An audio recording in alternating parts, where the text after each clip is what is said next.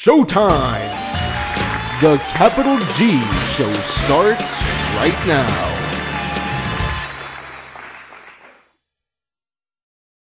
What's up YouTube? Capital G here, talking about anime in this video as the title suggests, not specifically Yu-Gi-Oh! And I finally decided to dive into the anime from which I understand basically took over the world last year, and that is Attack on Titan. A lot of you guys are probably like, Capital G, where the hell have you been? Like, you're super late.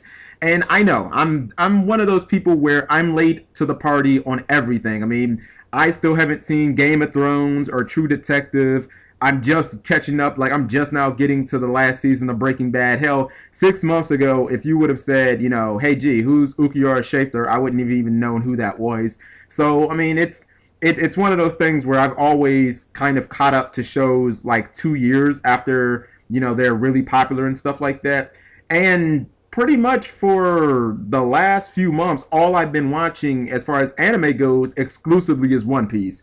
I mean, basically from the second half of Alabasta arc to the end of Fishman Island, I have literally not watched any anime except One Piece, and before that I was watching Bleach exclusively. So, you know, before I jumped into Punk Hazard arc, I decided, okay, well, you know, I'm a little One Pieced out. What can I jump into? And it's very rare that I would start a show like Attack on Titan, because I don't usually start shows that are currently running but don't have that many episodes out. Like you know, Attack on Titan has 25, which is, I mean, it's enough for me to get a general idea of the show, figure out if I like it, and, you know, obviously know if I'm going to wait for season 2 and whatnot. But usually when I start a show, I start shows that are like, either have like 200 episodes or like 100 episodes or something like that, to where I can sit down and, if I love the show, watch like 10 episodes in a day, because sometimes I just binge on anime.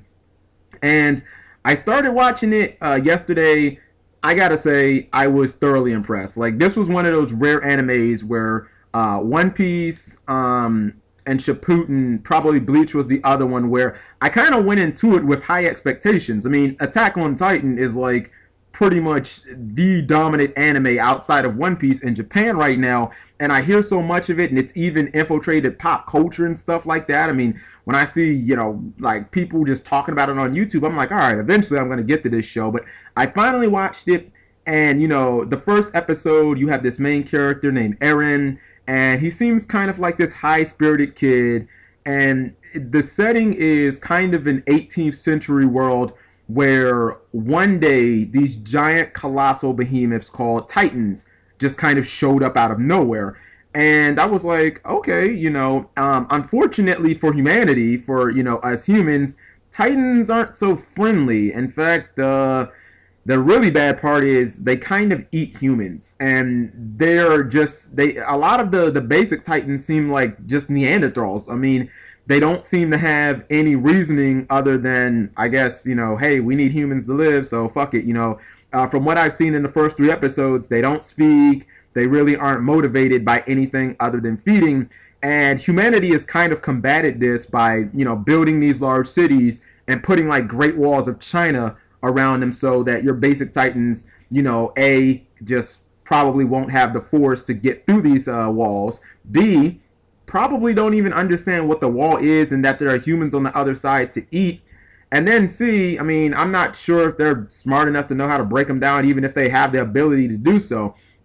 So fast forward to the first episode, and you kind of know that even though that there's been 100 years that this city has basically, you know, had peace, where the Titans haven't came in and, you know, started eating people, that it's kind of only a matter of time before something bad shows up, or, you know, something bad goes down. And Eren's kind of hinting at that. He's like, look, I mean, we can't stay in these little cages forever like birds. I mean, one day we're going to have to go out, or they're going to come in, and it's going to be a problem. And, you know, by the middle of the first episode, that's exactly what happens. You know, this one huge Titan shows up, and he stares over the wall, and it's really like this epic moment of, like, my heart is pounding, and I'm like, oh shit, this is this is really bad. And you know, he breaks through the wall easily, and he kind of seems like a boss Titan or something like that. Next thing you know, all the other little Titans are coming in, and they're eating people. They're wrecking up shit.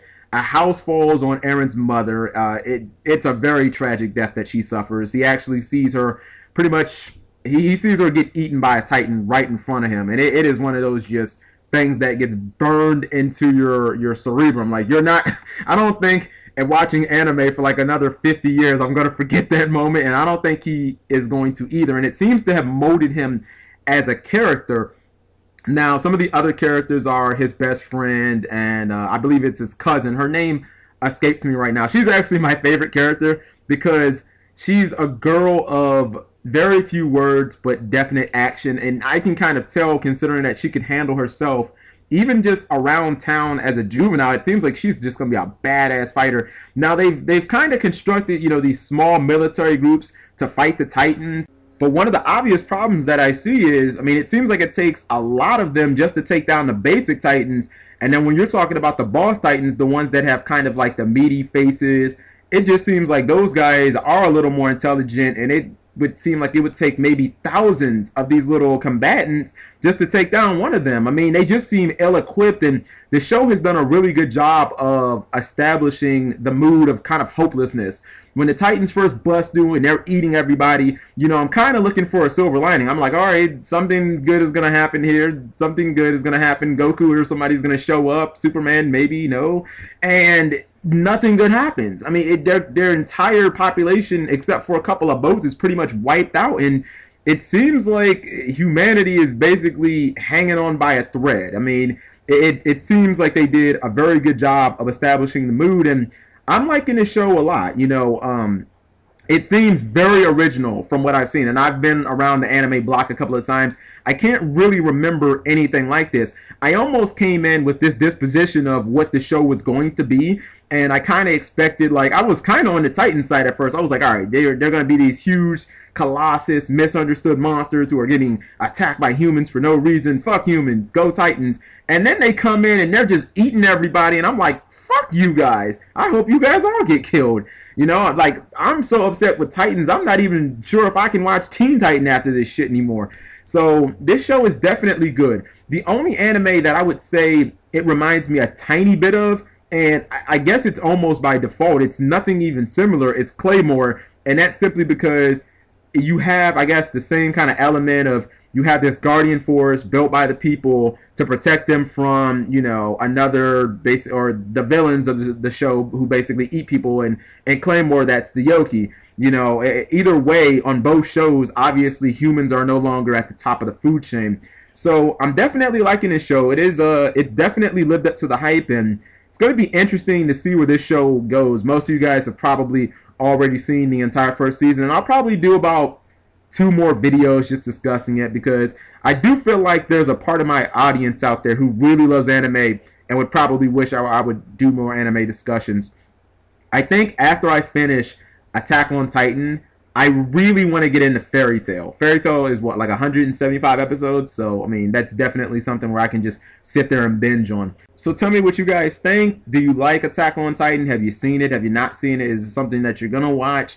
And after I watch Attack on Titan, you know, what other anime should I pick up? The 2 that I guess I would be leaning towards is number 1, Fairy Tail, and then probably number 2, a lot of people have recommended Sword Art Online. So thank you guys for watching, as always. Subscribing makes life happy.